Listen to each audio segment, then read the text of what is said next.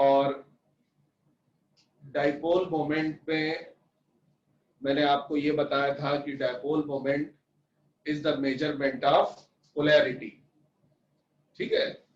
और dipole moment एक मैंने बताया था मैथमेटिकल टर्म है,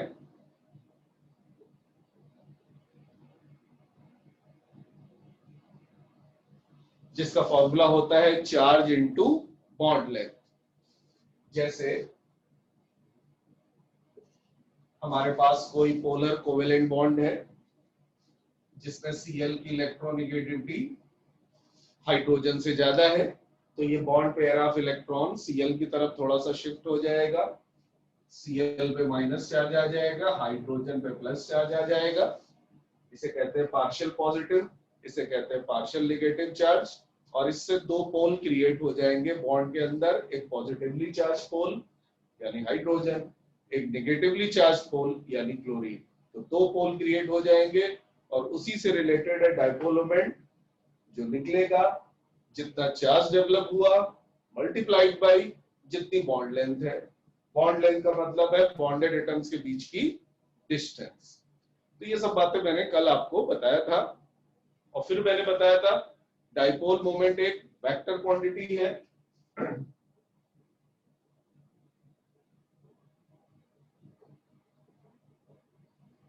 और वेक्टर क्वांटिटी होने की वजह से इसकी अपनी एक फिक्स डायरेक्शन है, और वो डायरेक्शन होती है लेस इलेक्ट्रोनेगेटिव एटम से मोर इलेक्ट्रोनेगेटिव एटम की ओर।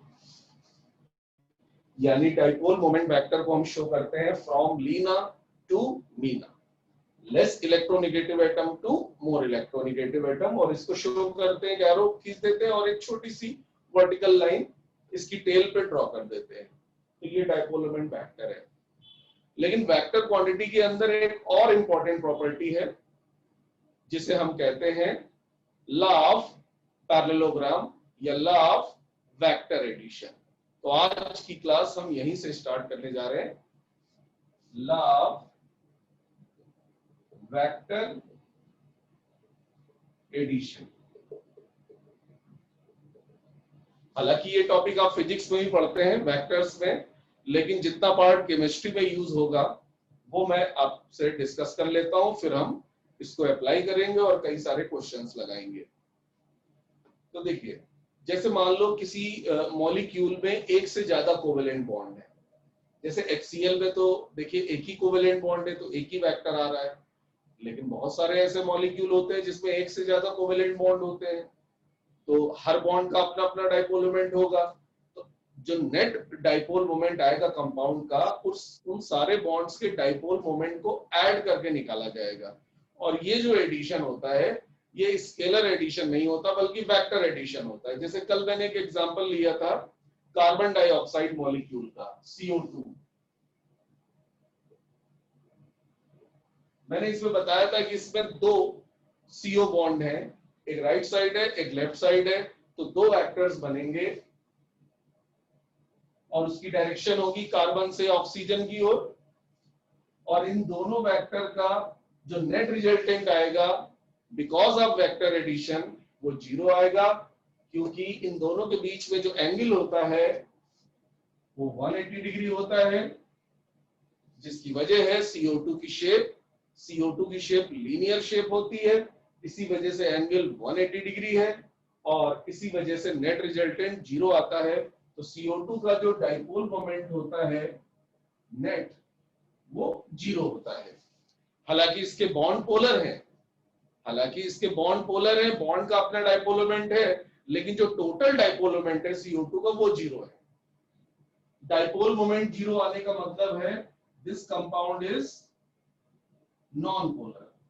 तो बड़ी इंटरेस्टिंग बात है, CO2 के बॉन्ड तो पोलर हैं क्योंकि इलेक्ट्रोनेगेटिविटी डिफरेंस है, लेकिन जो CO2 मॉलिक्यूल है वो नॉन पोलर है क्योंकि उसका डाइपोल मोमेंट टोटल 0 आता है। तो ये सब मैंने आपको पिछली क्लास में बताया था, और मैंने ये कहा था कि अगर कई सारे बॉन्ड हैं तो वहां पे फिर हमें वेक्टर एडिशन करके नेट डाइपोल मोमेंट निकालना पड़ेगा और उससे पता चलेगा कि कोई कंपाउंड पोलर है या नॉन पोलर है। तो चलिए समझते हैं लॉ ऑफ वेक्टर एडिशन क्या कहता है। हेडिंग डाल लीजिए सब लोग, लॉ ऑफ वेक्टर एडिशन।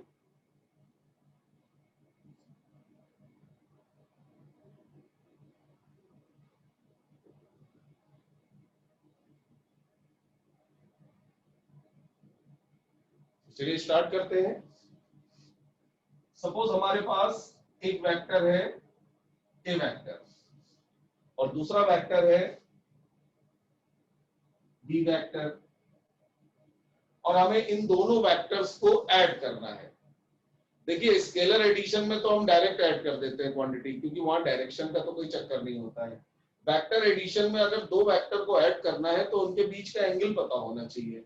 जैसे यहाँ पे सपोज एंगल है थीटा, तो अगर हमें इन दोनों वेक्टर्स को ऐड करना है तो हमें एक पैरेललोग्राम ड्रॉ करना पड़ता है। तो ए के पैरेलल लाइन खींच दी, बी के पैरेलल लाइन खींच दी, तो ये बच्चों बन गया पैरेललोग्राम। तो इस पैरेललोग्राम का जो डायगोनल होगा वही होगा इन दोनों वेक्टर का एडिशन।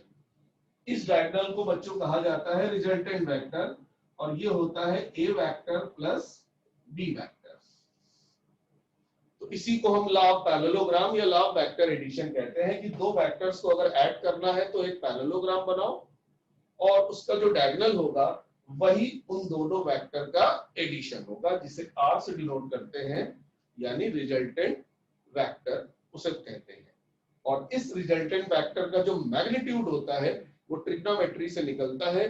उसका फॉर्मूला है r equal to under root A square plus B square plus 2ab cos theta. यानी जो दो वेक्टर का एडिशन है वो केवल उन दोनों वेक्टर के मैग्नीट्यूड पे डिपेंड नहीं करेगा, बल्कि उनके बीच के एंगल पे भी डिपेंड करता है। तो यही होता है वेक्टर एडिशन, जबकि स्केलर एडिशन में ऐसा नहीं है। स्केलर एडिशन में दो चीजों को जोड़ोगे तो खाली उन दोनों के मैग्नीट्यूड डिसाइड करेंगे जो सम आएगा, लेकिन यहां पे जो सम आएगा वो इन दोनों वेक्टर का मैग्नीट्यूड प्लस उन दोनों के बीच में जो एंगल है वो डिसाइड करेगा इन दोनों के सम। समझ गया बच्चों?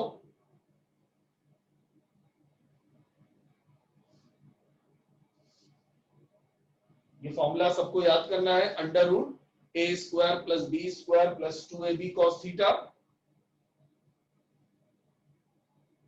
अब ये तो बेटा फिजिक्स में फॉर्मूला अप्लाई होता है। अब हम केमिस्ट्री में अपने हिसाब से इसको मॉडिफाई कर लेते हैं इस फॉर्मूले को।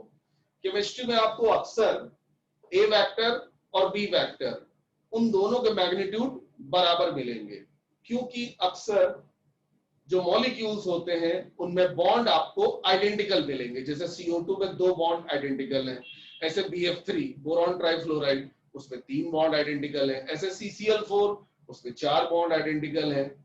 तो जनरली आपको जो मॉलिक्यूल्स दिखेंगे उनमें जो इंडिविजुअल बॉन्ड्स हैं उनके डाइपोल मोमेंट आइडेंटिकल मिलेंगे। तो उस हिसाब से हम अपने फॉर्मूले को मॉडिफाई कर लेते हैं कि if A equal to B then R, तो फिर R आ जाएगा under root A square plus a square, a equal to b put करो तो 2a स्क्वायर cos थीटा। ठीक है, अब इसके बाद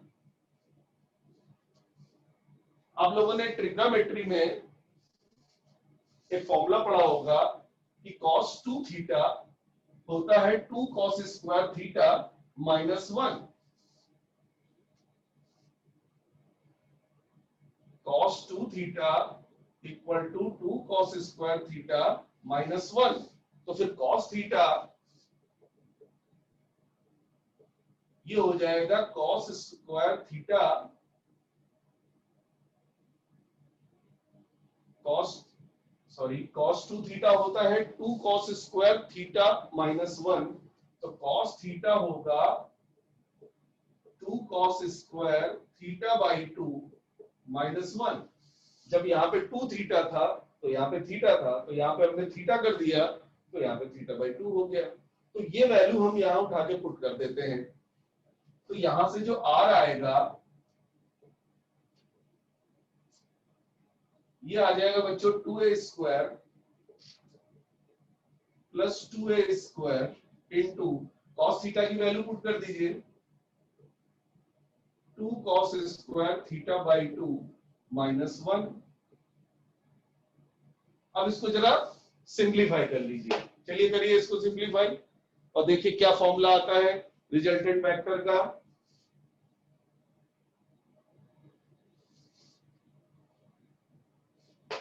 तो ये आ जाएगा r equal to under root 2a² plus ये हो जाएगा 4a² cos square theta by 2 minus 2a²। तो 2a² बच्चों कैंसिल हो गया, अंडर रूट में आया 4a² cos square theta by 2। तो जरा इसका स्क्वायर रूट निकालो और बताओ कितना आएगा।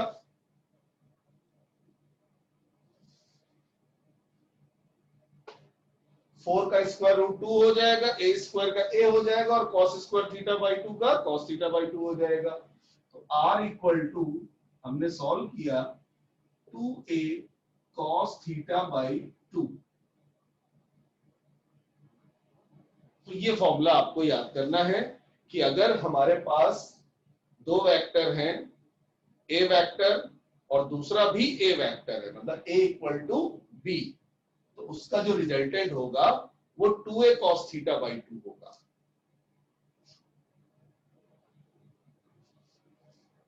यहाँ पे जो r वेक्टर है वो a vector plus a vector है, क्योंकि दूसरा वाला वेक्टर मैंने सेम माना है a इक्वल टू b। तो बच्चों ये फॉर्मूला कैसे डिराइव हुआ, क्लियर हुआ?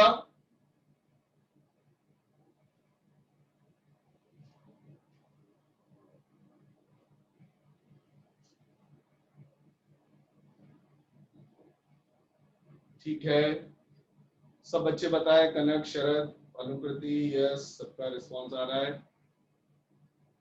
टाइप करके बताएं।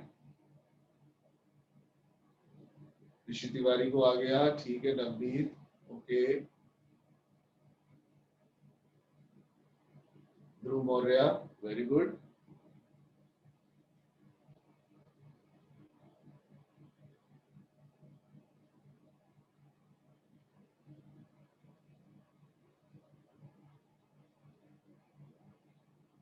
अब हम इस फॉर्मूले को अपनी केमिस्ट्री में अप्लाई करेंगे। देखिए कैसे अप्लाई करेंगे। जैसे एक क्वेश्चन लिखिए, find the net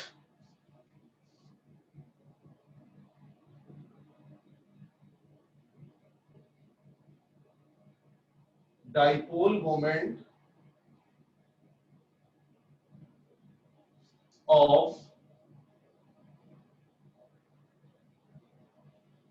following if dipole moment of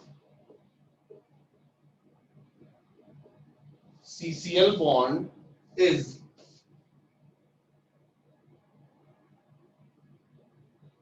x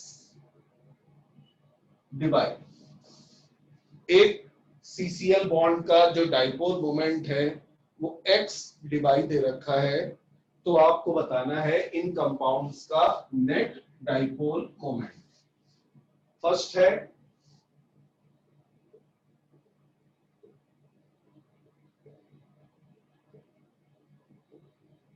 इसे हम कहते हैं, ये ऑर्गेनिक कंपाउंड है, इसका नाम होता है ऑर्थो डाइक्लोरोबेंजीन।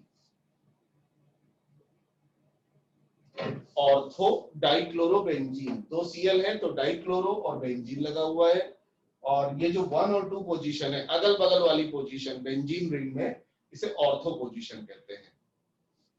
सेकंड है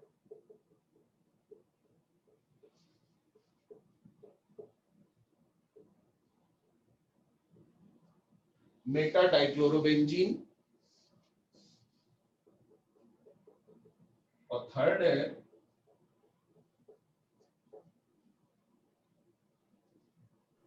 पैरा डाइक्लोरोबेंजीन। तो ये डाइक्लोरोबेंजीन के 3 पोजीशन आइसोमर्स हैं, ऑर्थो, मेटा एंड पैरा। तो हमें इनका नेट डाइपोल मोमेंट निकालना है। नेट डाइपोल मोमेंट कैसे निकाला जाता है, मैंने बताया था, जितने भी पोलर बॉन्ड्स हैं उनके डाइपोल मोमेंट को ऐड कर दो। तो पोलर बॉन्ड्स यहाँ पे हमें 2 ही दिख रहे हैं और वो सीसीएल बॉन्ड है। तो जैसे फर्स्ट में देखिए,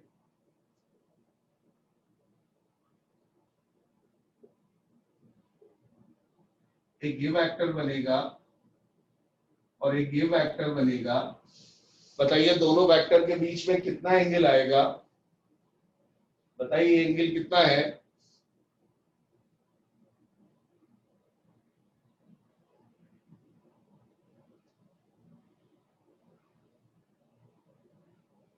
यस, 60 डिग्री होगा। कैसे 60 डिग्री होगा देख लीजिए, ऐसे सीधे सीधे अगर देखा जाए तो 180 हो गया, यहां से यहां 120 हो गया, तो ये 60 हो गया। एक बार फिर से देख लीजिए, जैसे पैरा में 2 वेक्टर ऐसे बने तो कितना एंगल हो गया, 180।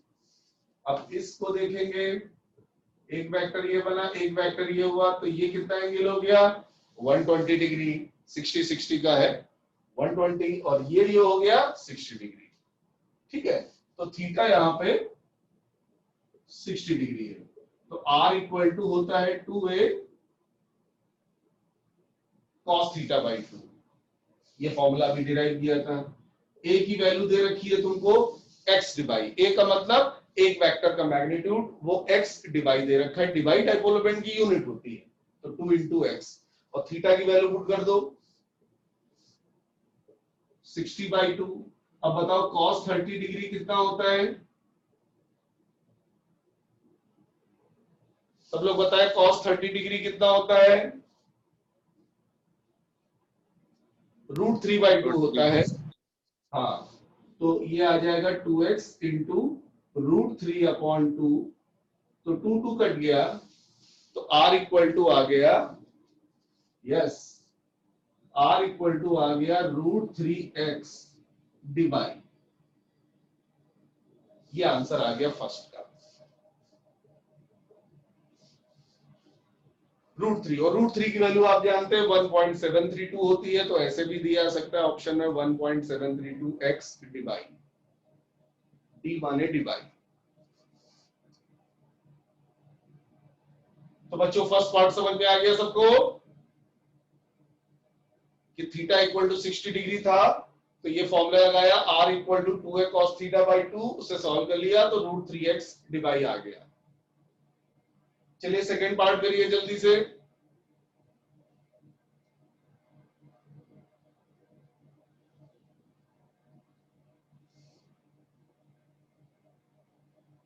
सेकंड पार्ट का आंसर बताइए।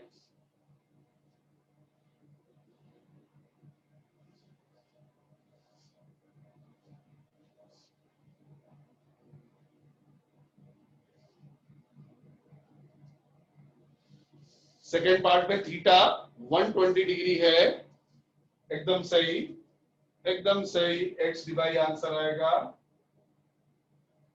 थीटा इक्वल टू 120 डिग्री है, तो आर इक्वल टू आ जाएगा 2a cos थीटा बाई 2। ये फॉर्मूला होता है, तो 2x इंटू cos 60 डिग्री, और cos 60 डिग्री होता है 1/2।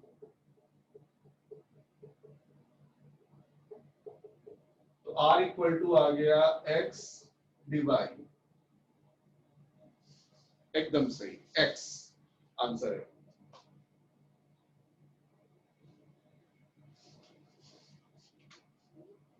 हाँ, इसको ऐड करो, कितनी देर हो गई है?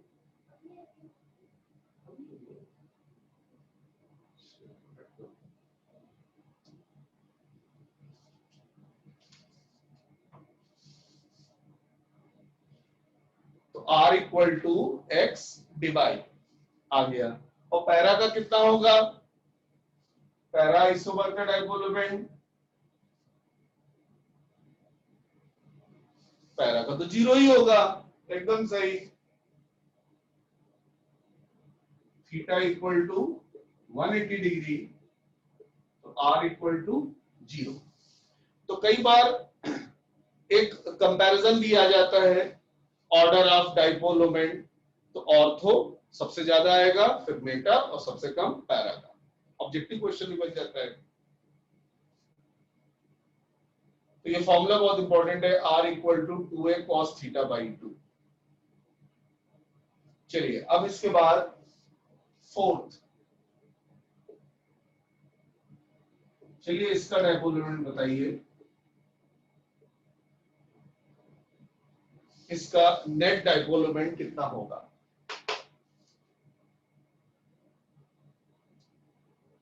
यहां पे 3 पोलर बॉन्ड है,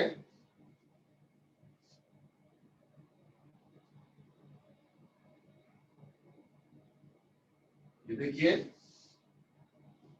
और तीनों बॉन्ड के बीच में 120 डिग्री एंगल है। तो यहां पे तीनों वेक्टर का नेट रिजल्टेंट कितना आएगा, चलिए देखा जाए। सबसे पहले इन दोनों वेक्टर को ऐड करिएगा। इन दोनों वेक्टर को ऐड करने का तरीका, इनके बीच में 120 डिग्री है, ठीक है बच्चों, ध्यान से सुनिएगा। इन दोनों वेक्टर के बीच 120 डिग्री है, और मैंने बताया था कि अगर थीटा 120 डिग्री होता है तो R इक्वल टू ए आता है, राइट। तो इन दोनों का जो एडिशन होगा वो एक वेक्टर के मैग्नीट्यूड के बराबर ही होगा, और उसकी जो डायरेक्शन होगी वो ऐसे होगी। जब आप पैरेललोग्राम बनाओगे तो उस पैरेललोग्राम का जो डायगोनल होगा वही इन दोनों का रिजल्टेंट होगा। तो इन दोनों का सम ये वेक्टर है। अब ध्यान दीजिए, ये वेक्टर और ये जो तीसरा वेक्टर है एक दूसरे के अपोजिट है, 180 डिग्री के एंगल पे है। तो इसका नेट रिजल्टेंट कितना आ जाएगा? 0 डिग्री। बोलो बच्चों, बताओ क्लियर हुआ? और ये इसमें एक कॉन्सेप्ट भी होता है कि अगर तीन फोर्सेस 120 डिग्री के एंगल पे एक्ट करते हैं तो उनका नेट रिजल्टेंट 0 होता है, क्योंकि फोर्स भी वेक्टर क्वांटिटी है। एकदम सही ऋषि, 180 डिग्री एंगल होगा। एक बार फिर से सुन लो सब लोग, भाई तीन वेक्टर हमारे पास है, ए ए ए। तो इन तीनों का जो रिजल्टेंट है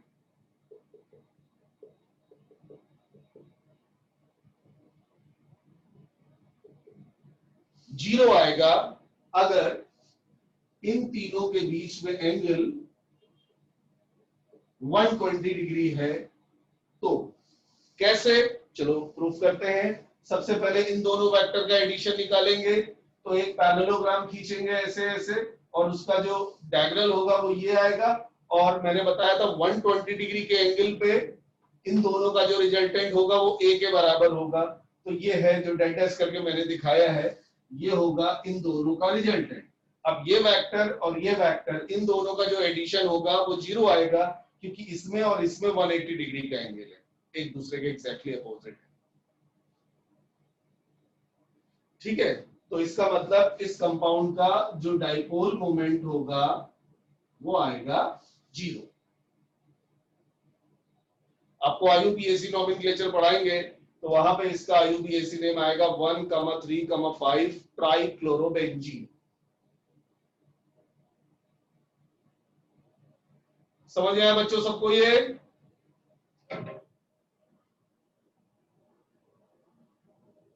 जल्दी बताओ। ठीक है, वेरी गुड, सबको समझ में आ रहा। ध्रुव, अनुकृति, वेरी गुड। चलिए अब आगे बढ़ते हैं। एक और कंपाउंड देता हूं मैं, इसका भी आपको डाइपोल मोमेंट बताना है। फिफ्थ,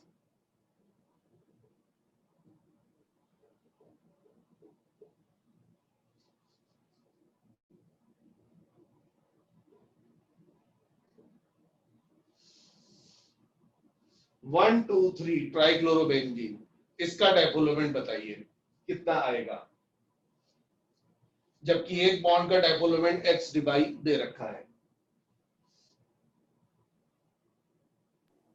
10 डिवाइड कितना?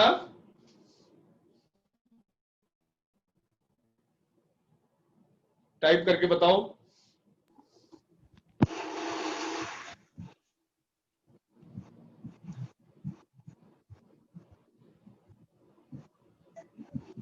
था एक बॉन्ड का मैग्नीट्यूड कितना था, भूल गए? अभी बताया था यार, एक्स डिवाई, क्वेश्चन में लिखा था, कॉपी में देखो, एक्स डिवाई था एक बॉन्ड का डायपोल मोमेंट।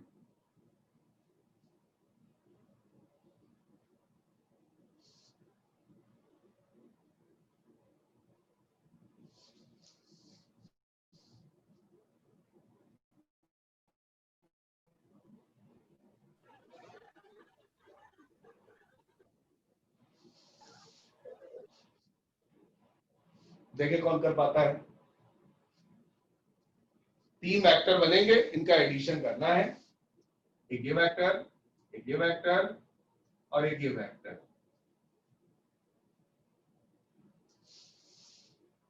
इनका रिजल्टेंट निकालना है।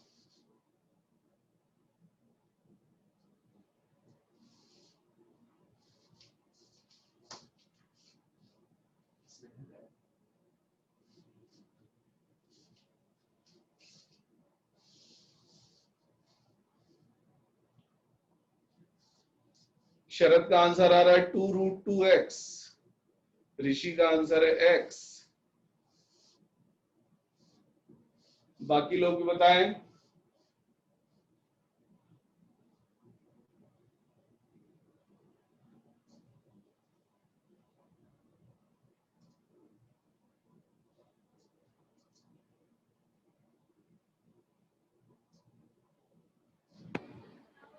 Sir, is it 2x? Hello, हाँ कौन बोल रहे हैं? Sir, it's Snehal Shukla. Is it 2x? Yes, 2x is the right answer. बाकी लोग भी करें।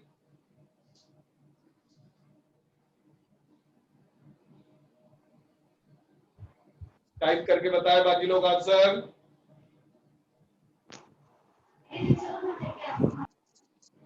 देखिए एक बच्चे का आंसर आ गया है 2x।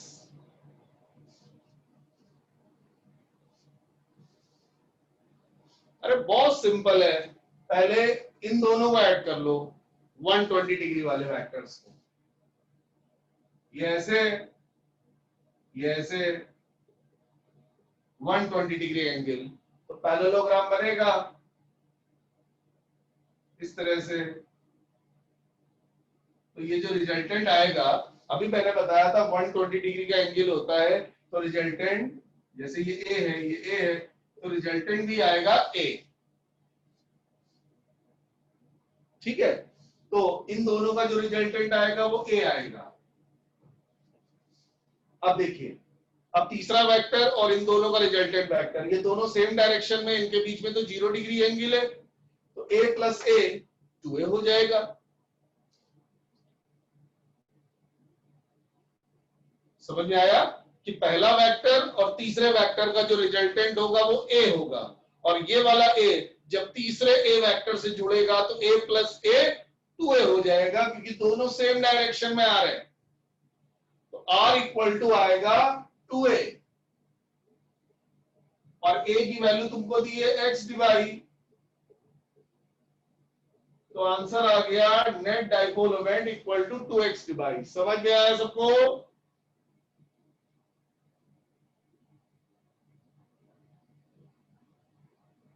जल्दी बताएं।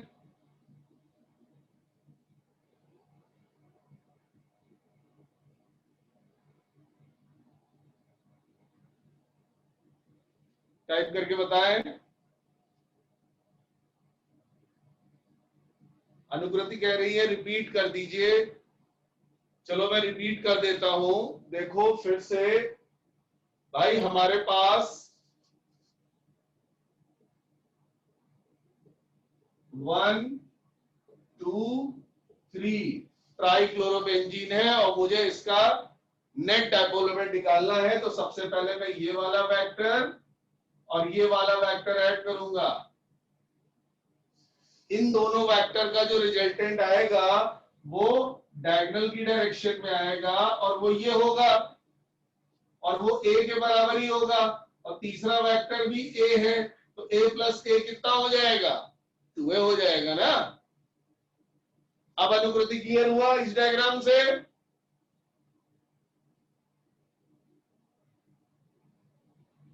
ठीक है, चलिए नेक्स्ट क्वेश्चन सॉल्व करिए। 6 कंपाउंड में आपको दे रहा हूं और बहुत केयरफुली सॉल्व करिएगा।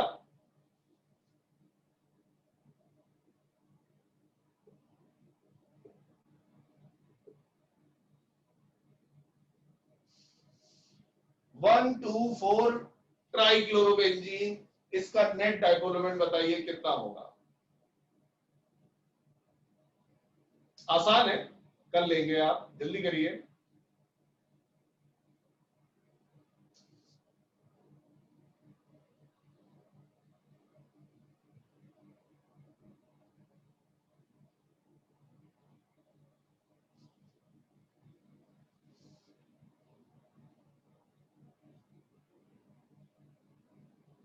अरे बहुत इजी है, वेक्टर बनाओ। ये वेक्टर, ये वेक्टर, ये वेक्टर। अब देखो ये दोनों वेक्टर 180 डिग्री के एंगल पे, तो इनका नेट रिजल्टेंट 0 आएगा, खाली एक ही वेक्टर बचा तो r इक्वल टू a, यानी इसका डायपोल मोमेंट आएगा x डिवाइड। कितना इजी है। चलिए एक और देते हैं, लास्ट एग्जांपल, इसको सब ध्यान से करिएगा।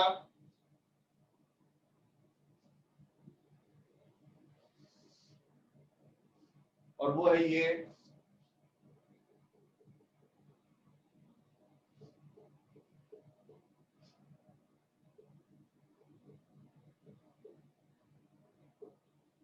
अब मैंने 4 Cl लगा दिए। चलो इसका नाम इसका डाइपोल मोमेंट बताइए कितना होगा। 1 2 3 4 टेट्राक्लोरोबेंजीन इसका यूपीएससी नेम है। इसका नेट डाइपोल मोमेंट जल्दी से बताइए 1 मिनट के अंदर। फिर मैं 2 मिनट का ब्रेक लूंगा और उसके बाद फिर से क्लास को कंटिन्यू करूंगा और डाइपोल मोमेंट के और भी कई सारे एग्जांपल बताऊंगा।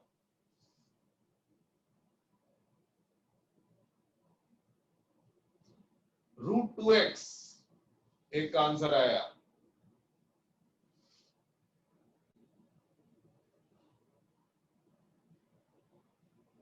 √3x, नवनीत का आंसर √3x आ रहा है। जल्दी बताओ सब लोग।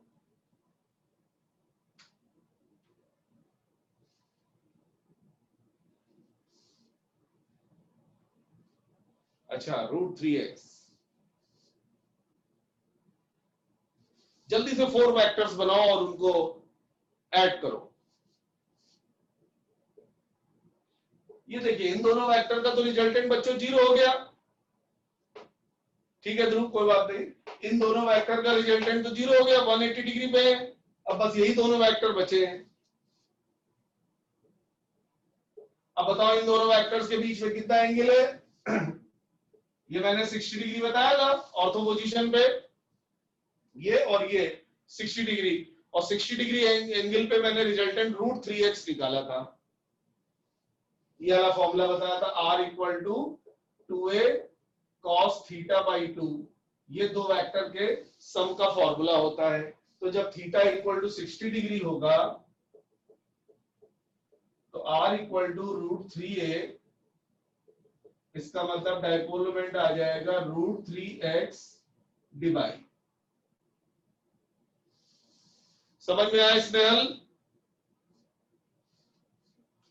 Yes, sir. ठीक है, और बाकी सब लोग क्लियर हो गया?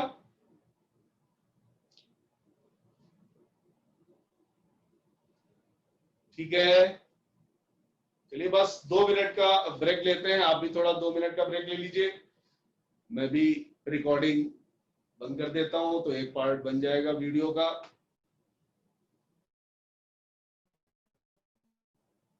दो मिनट बाद फिर वो जो व्हाट्सएप ग्रुप में आपको लिंक भेजा है उसी को ओपन करिएगा और क्लास में आइएगा। तो चलिए 2 मिनट बाद मिलते हैं।